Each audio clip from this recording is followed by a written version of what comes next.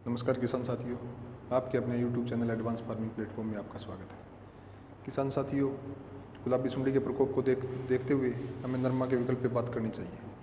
जैसा कि दोस्तों हमने आपको पीछे भी बताया था नरमा के विकल्प के बारे में, आज फिर हम एक बार फिर नरमा के विकल्प के बारे में बात करेंगे। नरमा का विकल्प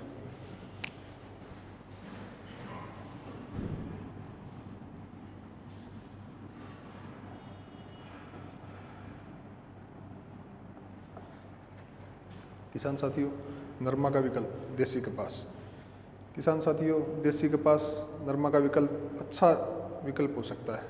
कैसे? किसान साथियों, देसी कपास के अंदर गुलाबी सुंडी का अटैक जितना नरमा के अंदर होता है उतना नहीं होता है, और प्रोडक्शन भी आजकल बहुत काफ़ी अच्छे हाइब्रिड आए हुए हैं, प्रोडक्शन भी काफ़ी अच्छा होता है। किसान साथियों, आज की जानकारी बहुत ही इंटरेस्टिंग होने वाली है देसी कपास के बारे में। किसान साथियों, देसी कपास के काफ़ी अच्छे हाइब्रिड आए हुए हैं, और देसी कपास के अंदर गुलाबी सुंडी का प्रकोप इतना नहीं होता जितना नरमा के अंदर होता है।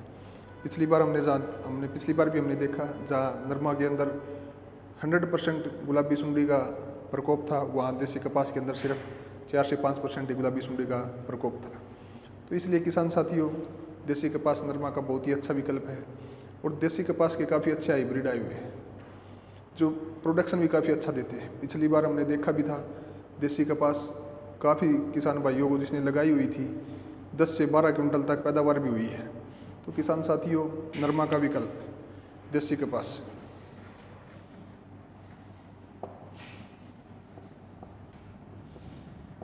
देसी कपास। किसान साथियों, बात आती है नरमा के विकल्प देसी कपास के हाइब्रिड की। देसी कपास का बीज कौन सा अच्छा रहेगा? तो किसान साथियों, देसी कपास के काफ़ी अच्छे हाइब्रिड आए हुए हैं। जैसा कि आपने सुन भी रखा है, आजकल देसी कपास का जो बीज ट्रेंड में है वो KR 64 है, शक्तिवर्धक का। तो किसान साथियों, जो शक्तिवर्धक का KR 64 है वो अगेती वैरायटी है, अभी उसको आप लगा सकते हो।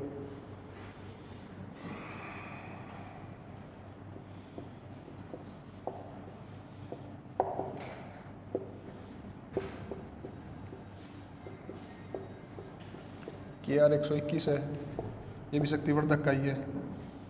KR 111 है और मोहिनी है।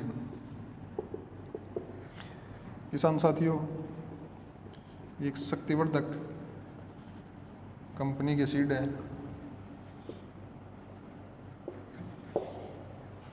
किसान साथियों, जैसा कि हमने आपको वैरायटी के बारे में बताया, KR 64 है, KR 121 है, KR 111 है, मोहिनी है। ये शक्तिवर्धक कंपनी के देसी हाइब्रिड हैं। दोस्तों, KR 64 और KR 121 ये अगेती किस्म है जो जिनकी बिजाई अभी आप कर सकते हो। KR 111 है, मोहिनी है, ये पछेती वैरायटी है, आप इनका गेहूँ के ऊपर भी बुआरा कर सकते हो। दोस्तों, अब शक्तिवर्धक के अलावा सुपर सीड है। सुपर सीड का भी देसी के हाइब्रिड काफ़ी अच्छे हैं, जैसे 175 है, 185 है। किसान साथियों, सुपर सीड के जो 175 185 है वो भी बहुत ही अच्छी वैरायटी है, उनको भी आप लगा सकते हो। किसान साथियों, अब NRL की भी 1-2 अच्छी वैरायटी है देसी कपास की। RG8 है, वो भी काफ़ी अच्छी वैरायटी है। तो किसान साथियों, आप देसी कपास की जितने भी अच्छे हाइब्रिड हैं उनका यूज़ कर सकते हो और अच्छा प्रोडक्शन ले सकते हो। अब बात आती है बिजाई की। किसान साथियों, जो आज टेम्परेचर है वो लगभग 40 डिग्री सेल्सियस से ऊपर है, तो इसलिए यदि आप मशीन से बिजाई करोगे देसी कपास की तो वो निकल जाएगी, जल जाएगी। जैसे ही जर्मिनेशन होगा वो जलती रहेगी, तो आपको इससे नुकसान हो सकता है। तो अब क्या करें?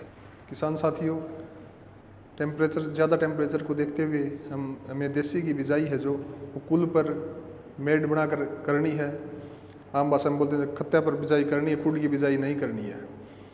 उसके अंदर क्या होता है किसान साथियों, उसके अंदर जो अपने जर्मिनेशन होने के बाद बाड़ी जो जल जाती है टेम्परेचर के कारण, ऐसा नहीं होगा। तो सभी किसान साथी इस बात का विशेष ध्यान रखें कि देसी कपास की बिजाई मशीन से न करके कुल या मेड बनाकर ही बिजाई करें। किसान साथियों, अब बात करते हैं देसी कपास के प्रोडक्शन की।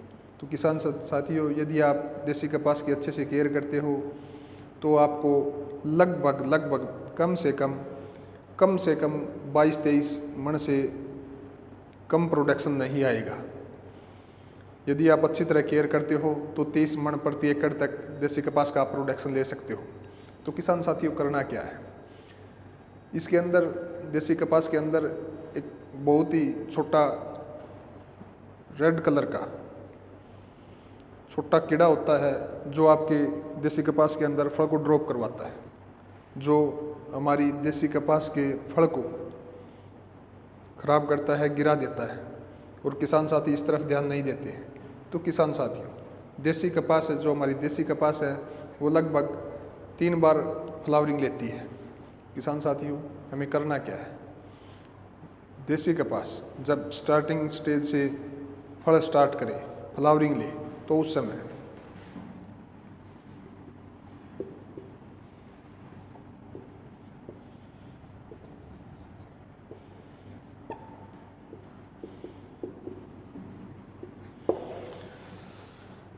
किसान साथियों, जब हमारी देसी कपास फ्लावरिंग स्टार्ट करे, उसी टाइम स्प्रे करना है ट्रेसर का। जो डाउ की ट्रेसर आती है, वो ही देसी कपास में जो कीड़ा है, सुंडी है, उसका इलाज है। उसका हर फ्लावरिंग स्टेज पे स्प्रे करना है। हमारी देसी कपास 3 बार फल लेती है और तीनों स्टेज पे हर बार ट्रेसर का ही स्प्रे करना है। 75 ml पर एकड़ 75 ml पर एकड़ का स्प्रे करना है, ट्रेसर का ही। तो किसान साथियों, यदि आप 3 स्प्रे, तीन फल देगी देसी कपास, तीन बार फ्लावरिंग लेती है, और तीनों फ्लावरिंग पे 75 ml पर एकड़ ट्रेसर का स्प्रे करना है, जिससे आपको प्रोडक्शन बहुत ही अच्छा आएगा। किसान साथियों, देसी कपास के अंदर ट्रेसर से अलग ज़्यादा पेस्टिसाइड की ज़रूरत नहीं होती है। आप यदि स्प्रे करना भी चाहो तो न्यूट्रिएंट्स वगैरह का, NPK वगैरह का स्प्रे कर सकते हो। इसके अतिरिक्त कोई भी पेस्टिसाइड का आपको ट्रेसर से अलग स्प्रे नहीं करना है। आपको पूरी फसल के अंदर 3 स्प्रे ट्रेसर के ही करने हैं, जिससे आपकी पूरी फसल पककर तैयार हो जाएगी। सभी किसान साथियों से मैं फिर अपील करना चाहूँगा कि गुलाबी सुंडी के प्रकोप को देखते हुए आप नरमा की कम से कम बिजाई कीजिए। यदि आपको कपास ही लगानी है तो देसी कपास लगाइए, ताकि आपको नुकसान भी ना हो और अच्छा प्रॉफिट भी मिल जाए। अब बात करते हैं हम नरमा के दूसरे विकल्प की। नरमा का दूसरा विकल्प मूंग। किसान साथियों, मूंग का नाम आते ही हमारे किसान भाई सोचते हैं मूंग की पैदावार नहीं होगी, क्योंकि ये मूंग हमारी परंपरागत खेती है और हम इसे पिछले काफ़ी सालों से करते आ रहे हैं। तो किसान साथियों, मूंग को आप परंपरागत तरीके से नहीं, कॉमर्शियल तरीके से बिजाई कीजिए, ताकि आपको अच्छा खासा प्रॉफिट मिले। तो किसान साथियों, मूंग एक ऐसी फसल है जो बहुत ही कम समय की और बहुत ही लाभदायक है, बहुत ज़्यादा प्रॉफिट देने वाली है। तो किसान साथियों, जिस एरिया में आवारा पशुओं का नुकसान ना हो और खेत में अच्छा पानी हो, तो आप मूंग की खेती कर सकते हैं।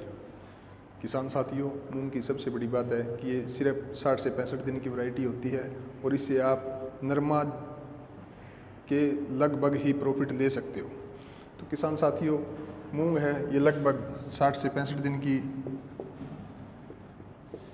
फसल होती है। तो किसान साथियों, यदि हमें मूंग का प्रोडक्शन लेना है तो इसकी आप अभी बिजाई कीजिए।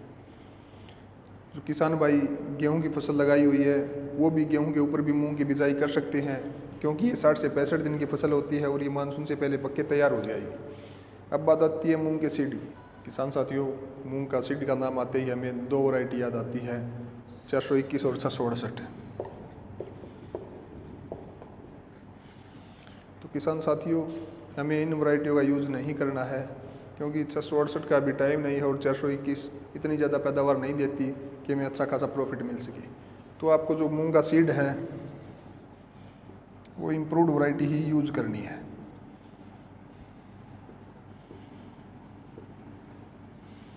साठ से 65 दिन की।